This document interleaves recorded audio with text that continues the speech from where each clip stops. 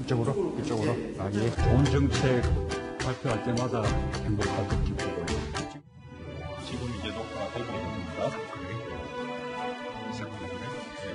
여러분, 고맙습니다. 고마워요, 문재인. 쉰 100일 최고의 선물입니다. 제가 더 고맙습니다. 자, 어제 프리스타일로 진행된 이 취임 100일 기념 기자회견도 많은 화제를 낳았었지만 오늘은요, 이 조금 전에 잠깐 영상으로 보신 소소한 인터뷰를 통해서 청와대 생활에 대한 소회를 밝혔는데 이게 또 반응이 꽤 괜찮았었다고요. 이전에는 없었던 방식이죠. 그렇죠. 예전에는 대통령의 인터뷰나 대통령의 모습 항상 공식적인 TV 화면을 그렇죠. 통해서만 볼 수 있었는데요. 청와대 뉴미디어 비서관실에서 직접 저렇게 아마추어가 찍은 것처럼 네. 찍어서 저것을 방송을 통하지 않고 유튜브에다가 다시 말해서 인터넷으로 그냥 바로 올렸습니다. 그런데 대신 내용은 소소한 일상이라든지 대통령의 삶이 어떻게 진행되고 있는지 젊은이들에게 조금 더 소통하는 모습을 보여주는 그런 소통의 한 방법이 아니었나 싶습니다. 네. 자, 그러면 이 문재인 대통령이 직접 밝힌 소소한 일상들, 과연 대통령은 하루에 몇 시간 정도 수면을 취하고 또 어떤 일을 하고 시간을 보내는지 이런 내용들의 질문과 답이 있습니다. 영상으로 짧게 함께 보시죠. 대통령이 하루에 몇 시간 자느냐, 또 몇 시에 자서 몇 시에 일어나느냐, 이런 것은 아마 국가 기밀 아닌가 모르겠어요. 충분히 잡니다. 뭐 대통령도 고생하고 또 부소식 직원들도 고생하죠.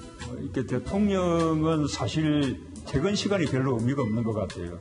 퇴근하고 난 이후에도 계속 뭐 각종 보고서들을 봐야 되니까요. 심지어는 다음 날 일정에 관한 자료들을 퇴근 후에 관저에서 받아서 보기도 하니까 이 퇴근 후에도 이제 자유롭지 못한데 그래도 시간이 나면 이 관저 주변을 우리 마루 또는 토리, 찡찡이 하고 함께 이렇게 산책을 한다든지, 찡찡이는 또 함께 TV 뉴스 보는 걸 좋아합니다.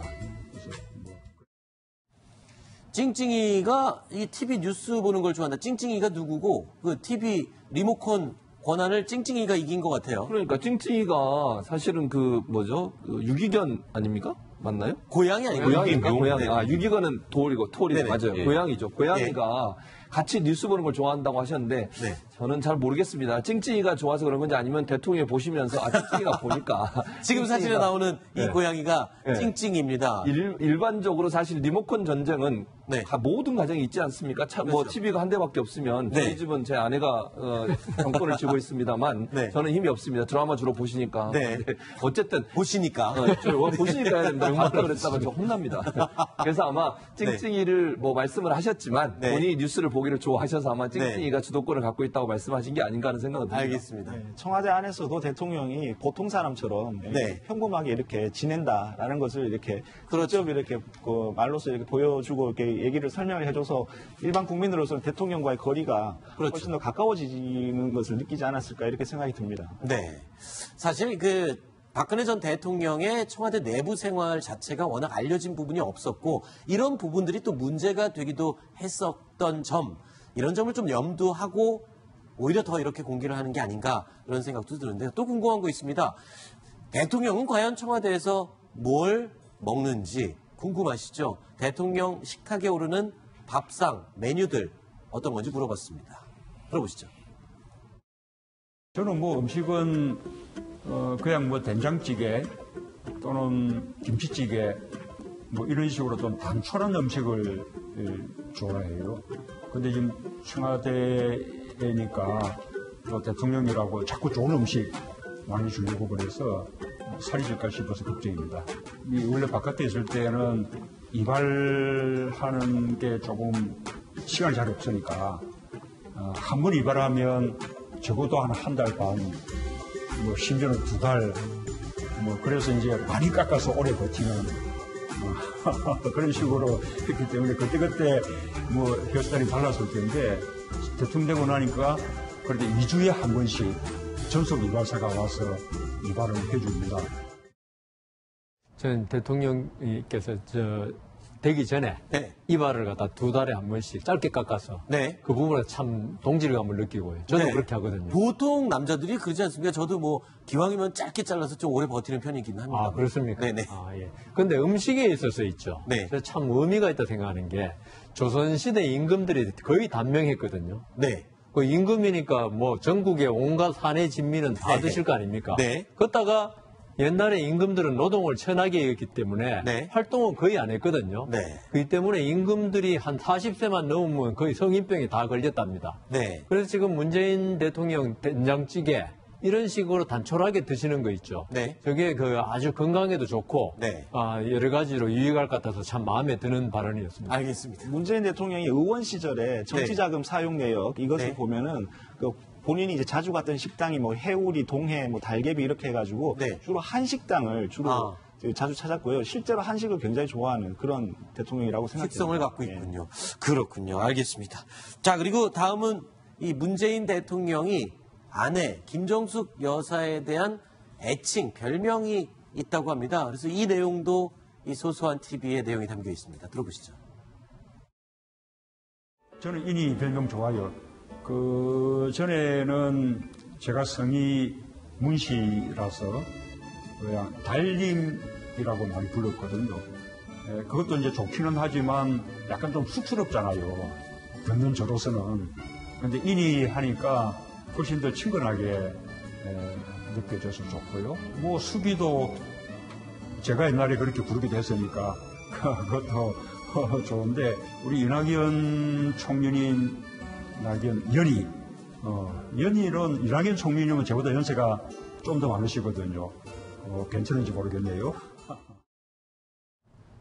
저희가 그림으로 한번 꾸며봤습니다. 문재인 대통령 별명 이니, 그리고 아내인 김정숙 여사 쑥이, 이렇게 해서 서로 애칭을 부른다고 하는데, 글쎄요, 이니라는 애칭은 이제 지지자들이 그렇게 붙여준 이름인데 아내에게 쑥이라고 부른다. 글쎄요, 참 재미있고 알콩달콩한 모습을 또 국민들에게 보여주는 것 같습니다.